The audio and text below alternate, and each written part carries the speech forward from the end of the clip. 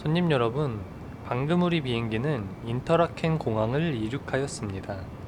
오늘 비행 일정은 스위스의 인터라켄 공항을 출발하여 융프라우산, 마터호른산, 몽블랑산까지 비행할 예정입니다. 인터라켄에서 융프라우산까지 거리는 25km 정도로 약 3분 정도 소요될 예정이고, 융프라우산에서 마터호른산까지는 75km 정도로 약 10분, 마터호른산에서 몽블랑산까지는 75km 정도로 총 비행 시간은 20분 정도 소요될 것으로 예상됩니다. 스위스 하면 산악 열차죠. 아래 강 옆으로 철도가 보입니다. 해발 500m부터 4000m 높이까지 철길이 잘 깔려 있습니다. 알프스 산맥은 히말라야와는 다르게 개발이 많이 된 산맥입니다. 오늘 가볼 융프라우산, 마터호른산 모두 기차로 가볼 수 있을 만큼 개발이 잘 되어 있습니다. 교통이 해결되면 당연히 사람도 모여 살겠지요. 험준한 지형인데도 불구하고 창문 밖으로 조그만 마을들이 계속 나올 것입니다. 융프라우산까지의 철길은 1894년에 준공되었는데요. 130년 전에 왜 굳이 산 꼭대기까지 철길을 만들었을까요? 지형이 험준한 스위스는 평지가 없어 농사를 지을 수 없었습니다. 때문에 관광용 철도가 그들의 생존을 위한 마지막 돌파구였습니다. 130년 전에 이런 공사를 했다는 것을 생각하면 당시 스위스 사람들의 생존을 위한 몸부림이 얼마나 컸을지 상상하기 어렵네요. 1894년은 조선의 갑오개혁이 있었던 연도입니다. 이렇게 생각하니까 조금 더 놀라운 것 같습니다. 뒤쪽에 그린델발트 마을이 보이네요. 융프라우산까지 가려면 저 마을에서 기차를 한번 환승하여야 합니다. 그리고 옆쪽으로 아이거 봉우리가 보입니다. 바로 아래에 융프라우산으로 가는 철길도 보입니다. 이 아이거 봉우리 안쪽으로는 터널이 뚫려 있는데요. 융프라우산까지 가려면 이 터널을 지나야만 갈 수 있습니다. 자연을 지키기 위해 내부로 터널을 뚫었다고 하네요. 이제 융프라우산까지 다 보입니다. 융프라우산을 잠시 감상하시겠습니다.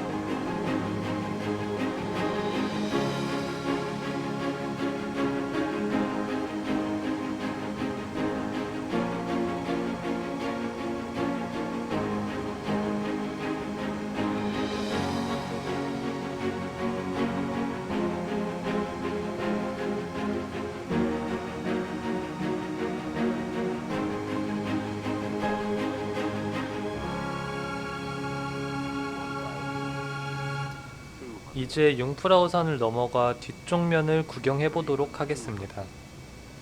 융프라우산은 겨울이 되면 산 전체가 스키장으로 변한다고 해도 과언이 아닙니다. 먼저 보았던 전면부도 겨울이 되면 그린델발트 마을을 중심으로 산 전체가 스키장이 됩니다. 후면부도 브리그 마을을 중심으로 산 전체가 스키장이 돼요. 영상 보시면 알겠지만 딱 보아도 스키 타기 너무 좋아 보이지 않나요? 광활하고 거대한 자연 앞에 서면 비좁아진 마음에 평온이 깃들기 마련인데 이곳에서 스키를 타고 내려온다라고 상상하니 절로 마음이 치유되는 것 같습니다. 스키길을 따라 브리그 마을까지 가보겠습니다. 브리그 마을은 마터호른을 가기 전에 있는 도시로서 이탈리아 밀라노로 가기 위한 중간 정거장이 있는 도시이기도 합니다. 가면서 만나는 이런 작은 마을들도 좋은 감상 포인트가 될 수 있을 것 같습니다. 히말라야와는 완전히 다른 매력의 알프스입니다. 브리그 마을에서 뵙겠습니다.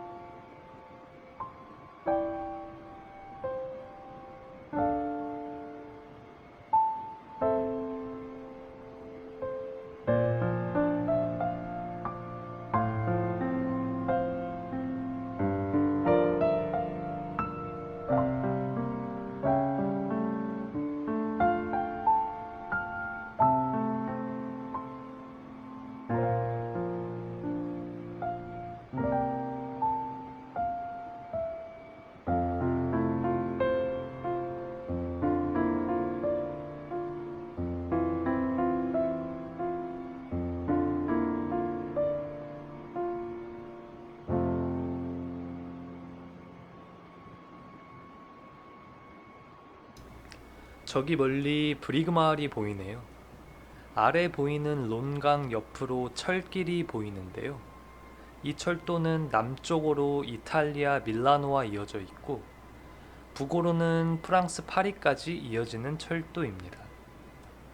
이 론강 또한 같이 프랑스까지 흘러들어가 지중해로 이어지는 강이기도 합니다. 브리그 마을은 여행지 중간에 있기 때문에 많은 여행객들이 브리그에서 쉬어가기도 한답니다. 이제 이 브리그 마을을 지나서 체르마트 마을로 향해 보도록 하겠습니다. 브리그 마을에서 체르마트까지도 철도가 잘 깔려 있습니다. 알프스 산맥 곳곳에 철도가 깔려 있는 게 참 신기합니다. 체르마트 마을의 인구는 6,000명 정도로 작은 소도시입니다. 이 도시는 청정마을로 유명한데요. 마을 안에서는 휘발유차의 통행이 금지되어 있습니다.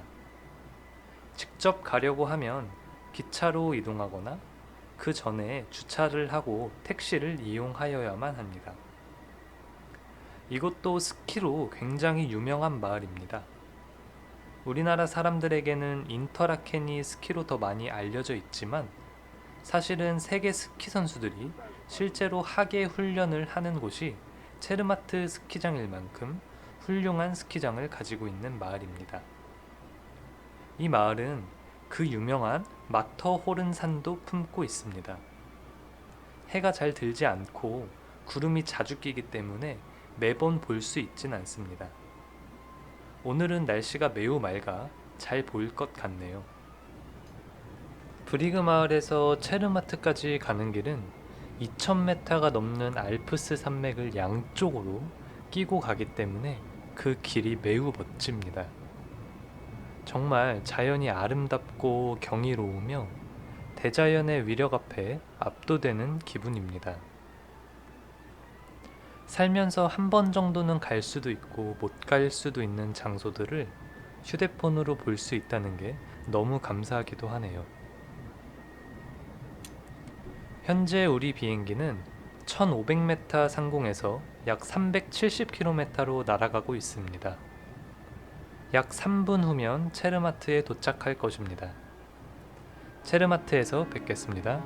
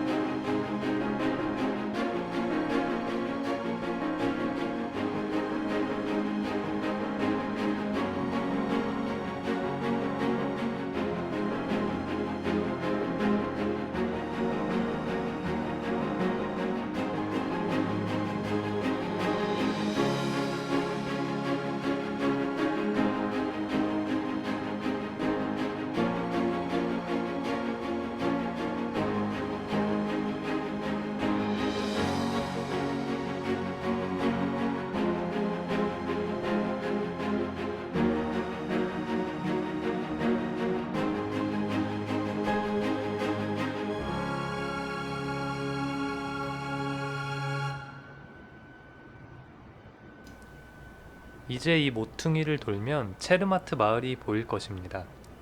동시에 멀리 마터호른산도 보일 것입니다. 저기 마터호른산이 먼저 보이네요. 이제 아래쪽으로 체르마트 마을이 보일 건데요. 이 깊은 산골에 6,000명이 살고 있는 큰 마을이 있다는 게 참 신기하지 않나요? 체르마트를 바로 지나서 마터호른으로 향해 보겠습니다. 마터호른산은 해발 4,478m이며 이탈리아와 스위스 경계에 위치합니다. 이탈리아 쪽은 계단식 경사로 등반이 가능하나 스위스 쪽은 매우 가팔라 등반이 어려운 편입니다. 초등은 무려 155년 전인 1865년에 영국의 에드워드 원퍼가 성공하였으며 이후에도 수많은 사람들이 등정에 성공합니다.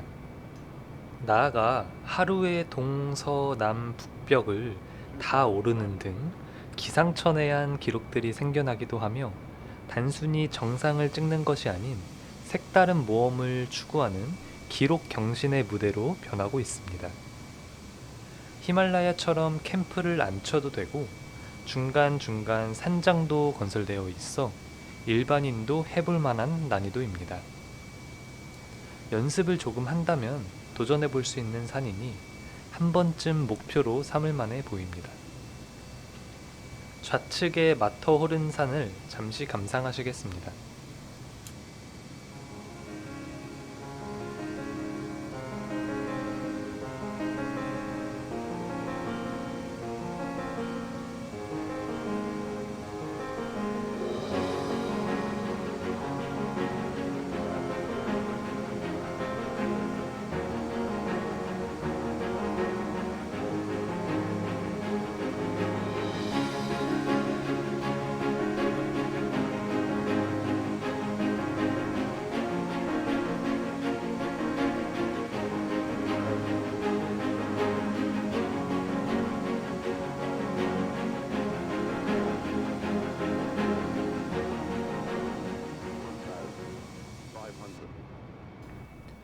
방금 우리 비행기는 스위스 국경을 지나 이탈리아로 넘어왔습니다. 이제 마지막 목적지인 몽블랑으로 향해 볼 텐데요. 몽블랑까지는 약 75km 정도로 약 5분 정도 소요될 예정입니다. 마터호른에서 몽블랑으로 이어지는 알프스 산맥도 매우 아름답습니다. 노래 하나 띄워드리겠습니다. 잠시 후 몽블랑 앞에서 뵙겠습니다.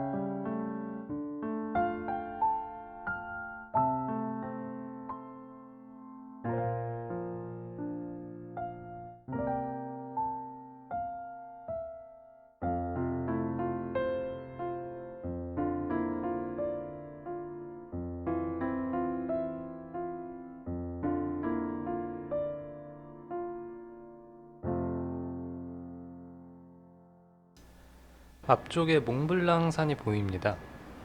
몽블랑의 블랑은 하얀, 몽트는 머리의 산이라는 뜻입니다.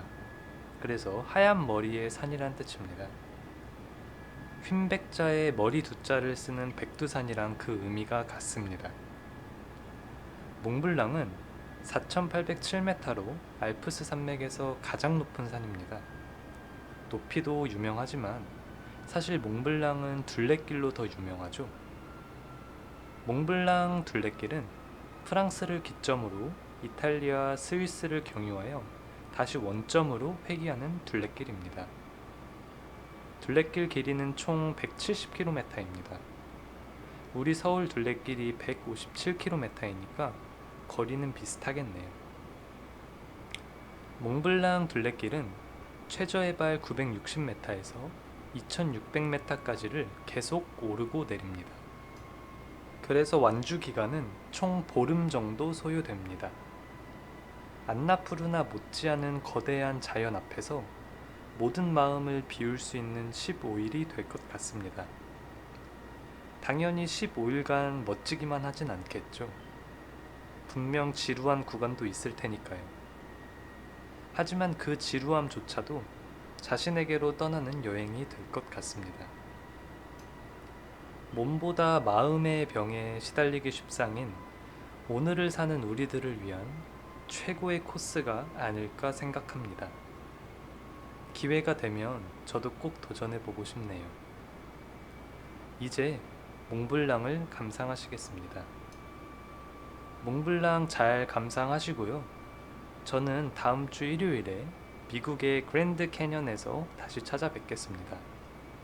지금까지 영상 시청해주셔서 감사합니다.